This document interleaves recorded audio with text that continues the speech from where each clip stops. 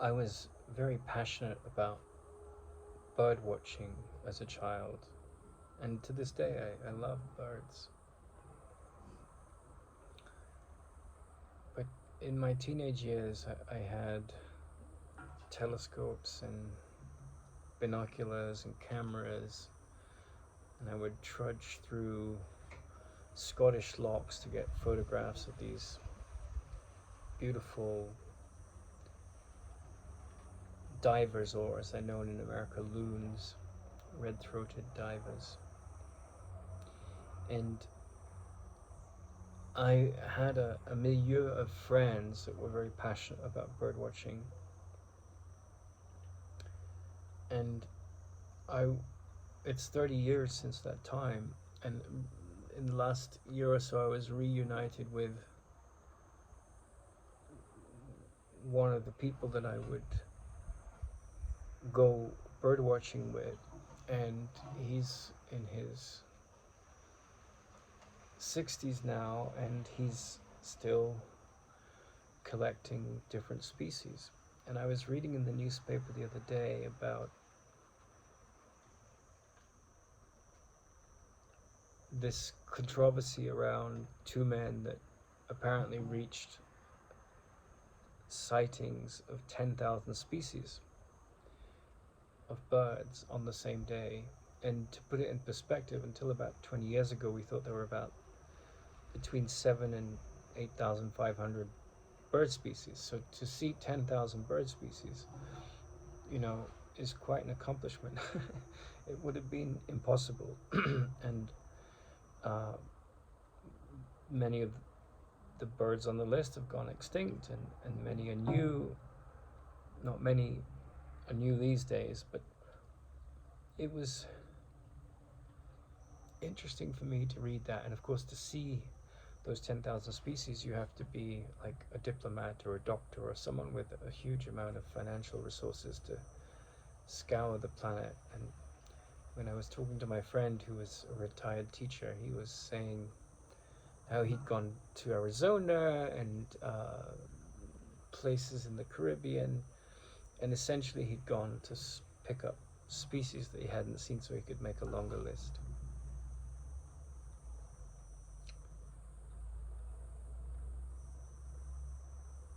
And 3 times in my life I've investigated, or 4 times I've investigated becoming a monk.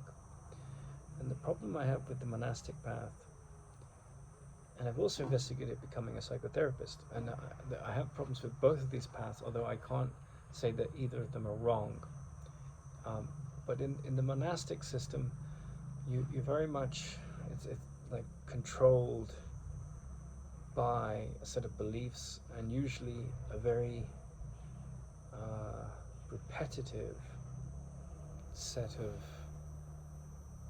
rituals. And there's a sort of pious ego ladder that you have to climb, and the beliefs I find utterly boring, and the rituals, I think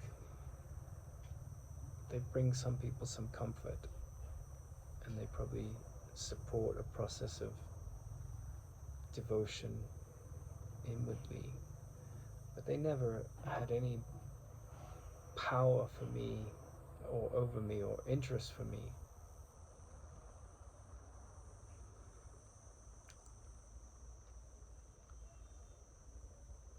And then with the psychotherapists, you see a lot of navel gazing, and the intellect comes in, and it wants to, for the sake of academic treatises, for the sake of academic status, it has this tendency to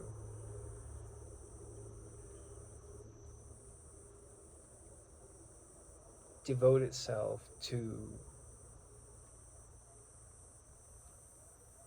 phrases, acronyms like ADHD, ADD. There's this whole dictionary that's devoted to these psychological illnesses.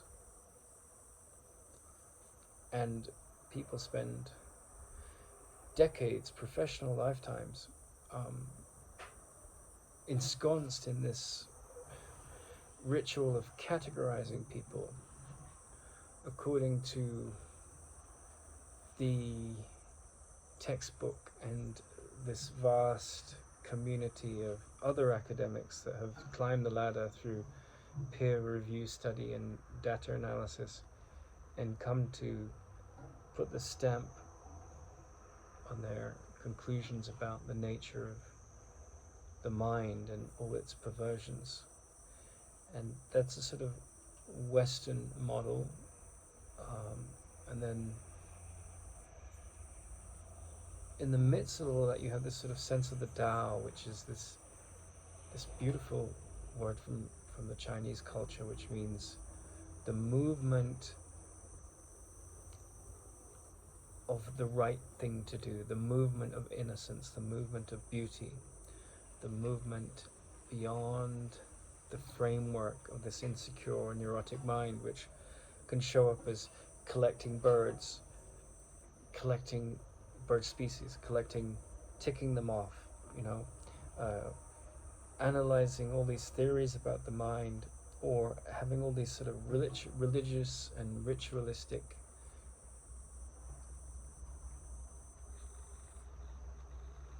cultures that dominate the idea of what piety is. And what I found in the passage of a life is that all of the paths I've described in this brief talk, whether it's bird watching, or for you it might be music, collecting different musical samples, movies, all this accumulation of experience, or some kind of organized religious devotion or practice. I'm not condemning any of that. I'm not saying it's wrong. If that's what you're called to do, that's what you're called to do. But what I found in the stories that I've just described is a sort of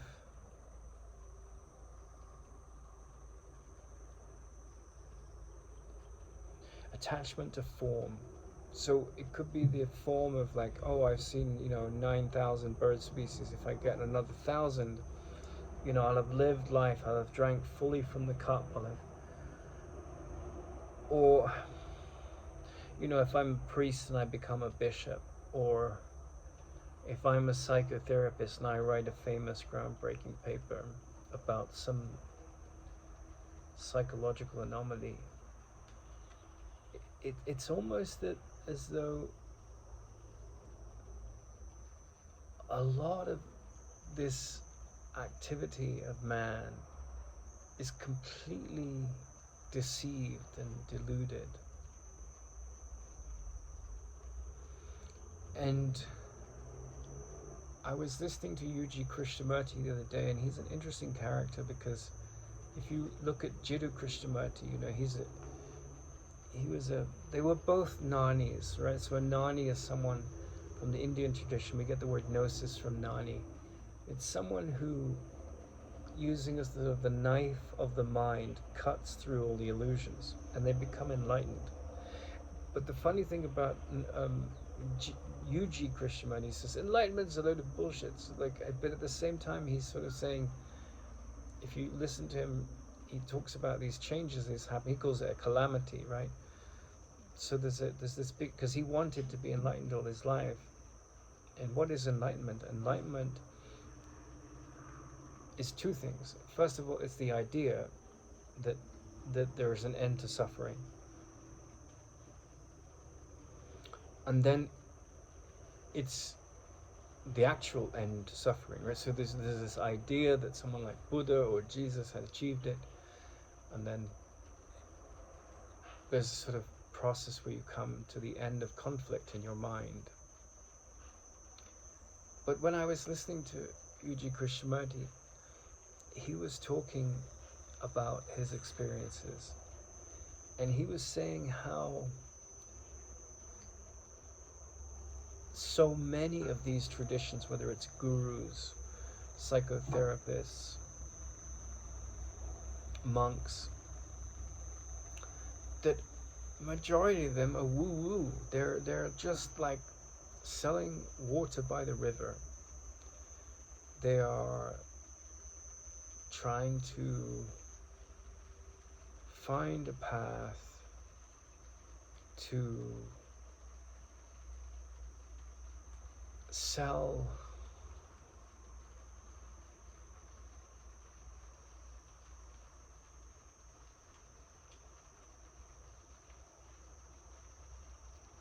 you something which gives you the sense that you haven't found what they found.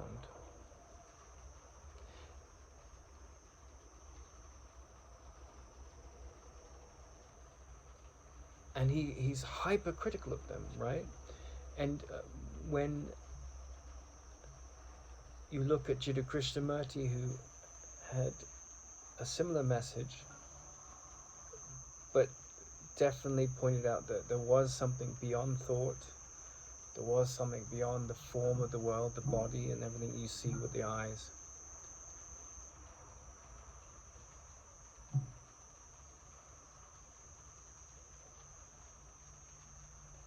In these two men's messages, you have a certain common ground, that the world of thought, the world of invention, the world of cruelty, the world of pain, the world of change, has a certain rhythm and predictability to it. It's about pleasure, it's about sadness, it's about sorrow.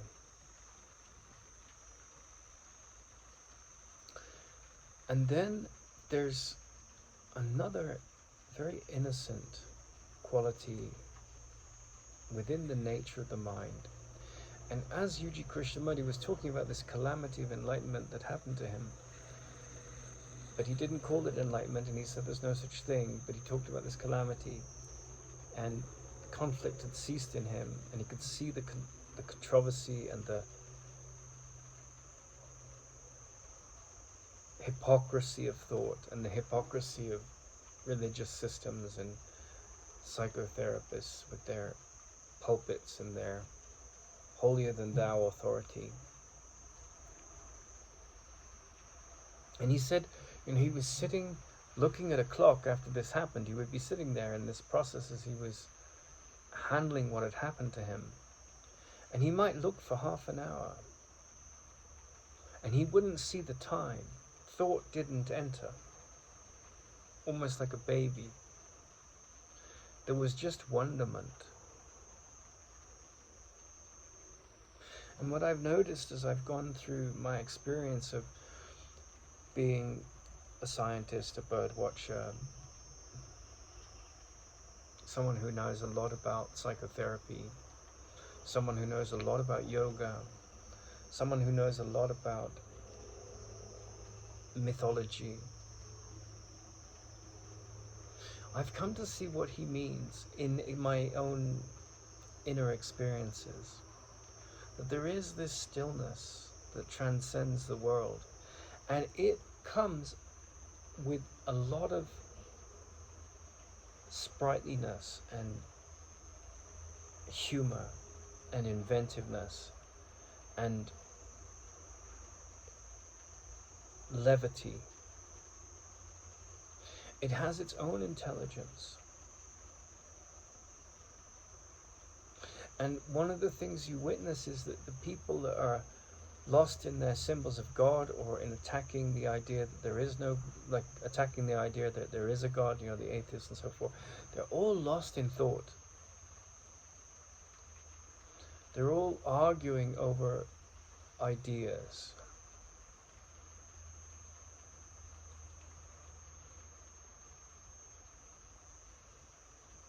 And UG Krishnamurti talks about the calamity that happened to him, and he uses the word shock.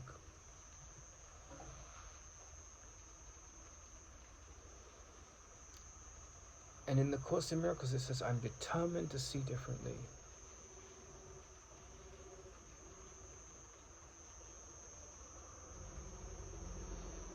And if you really unpack that statement, I'm determined to see differently, then it might be that the organized religion and the hobbyists and the psychotherapists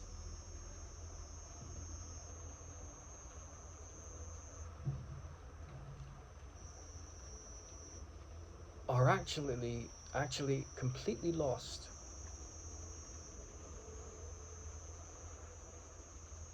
And when I say lost, I mean they have cut themselves off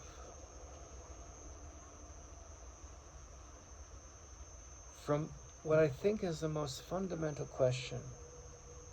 And the most fundamental question is, can the mind be free of sorrow? Not for a moment, but completely. And for sorrow to end, then also there has to be an ending of immorality in oneself. Because if one's immoral, there's going to be consequences. And for so not just immorality to end, but the beginning of faithfulness, that life will take care. And what you find, or this has been my experience, is that the world is very sticky. And I don't mean the world that you see, the physical world, but the world that thought is constructed. Like, I am trapped here. I'm trapped in this job, in this marriage, in this relationship, in this attachment to this person, with this boss, in this situation, blah, blah, blah. And I'm trapped in the way I see it. That's what I mean by sticky. So you could be a psychotherapist, or you could be a monk. And as a monk, you might contact some very quiet, beautiful, peaceful places in you.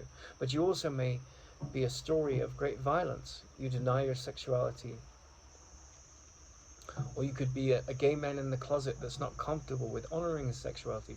There are so many forms of violence that prevent the peace that comes or is there already when you let go of the traps that the mind has laid to bind you to an identity that is fundamentally insecure, immoral, corrupt, hypocritical, and conflicted.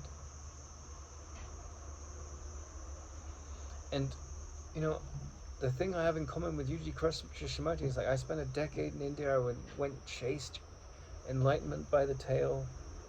I studied Western psychotherapy very, very deeply, both in university and outside of university. And I saw the immense hypocrisy of that tradition, of the people who claim to be a wonderful soul, and full of heart, and then put a dagger in your back.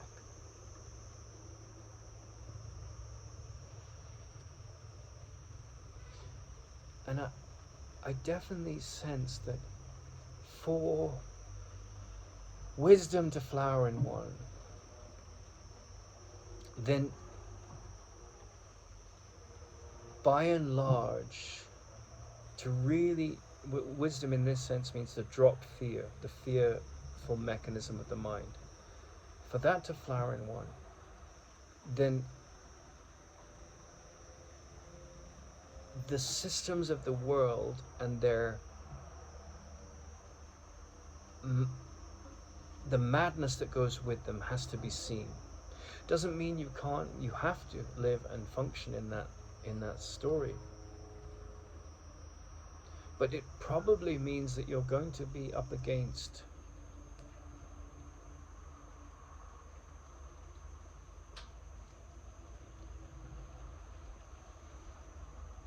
the need to walk away from the conformity of delusional minds. Like, if I don't believe in Jesus, I'm not a good Christian. If I'm not baptized, I'm not going to make it to heaven. If I don't keep ticking off bird species, then I won't have anything in common with my friends that are still ticking off bird species decades later. And that's true. Like, I spoke to my friend, and he was still very much trapped in that story of accumulating bird species. Not that there's anything wrong with that.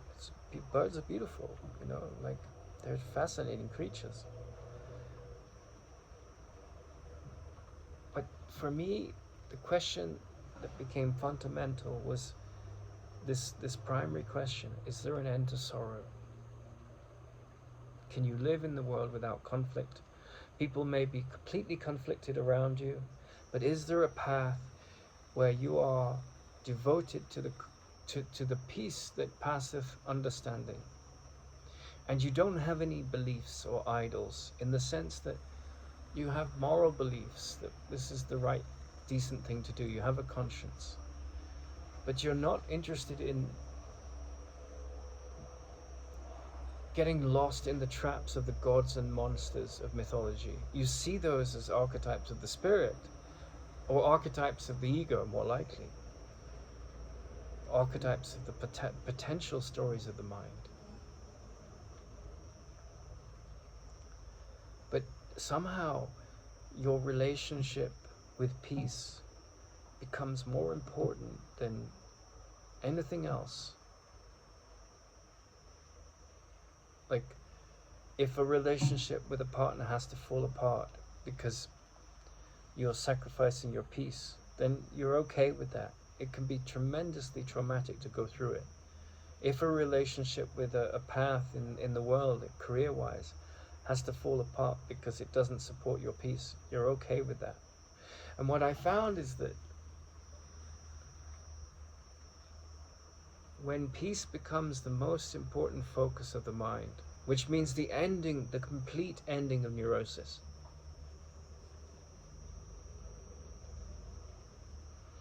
then other doors do open.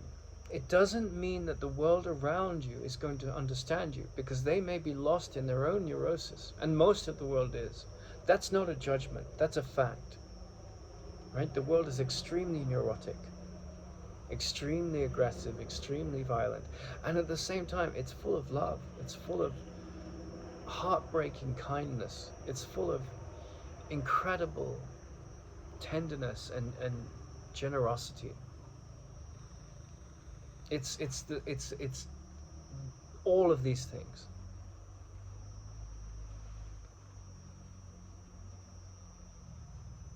But to step off the ship of the conflicted mind and jump into the ocean of this free-flowing current of uncertain tides, and to trust in an inner certainty that you will be guided, it definitely embraces this quality of wonderment. And it's not a thought. Like, you can have like fascination for Tesla and hydrogen fusion physics and the way an embryo develops. But I'm not talking about wonderment for things or the miracle of biological or physical chemical processes. I'm talking about a wonderment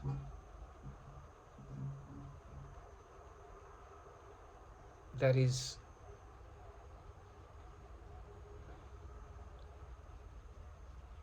bound to a sense of not knowing. There was a wonderful English anonymous hermit monk, and he wrote a beautiful book called The Cloud of Unknowing. And I feel that what you see is the common thread of mystics, and they're frequently misunderstood, is that they're living in the world, but they're not living by man-made thought system. They use it because that's pragmatism. They use like the calendar, they use the computer, the phone, which are all products of man-made thought, but they're not defined by it. And so a curiosity and a trust comes from that. And that kind of character is very alluring and very challenging to the neurotic, worldly mind. Like describing UG's state after the calamity, for months he would just sit there and he would look at the clock on the wall and he wouldn't see the time. Thought wouldn't come in. And I think you hear about these people that take psychedelic mushrooms or acid or so forth, and they get a glimpse of this artificially. And then they, even UG Krishnamurti said, all of those ancient holy men in India, they were just acid heads. And they were just popping these drugs and coming up with these outlandish myths and so forth.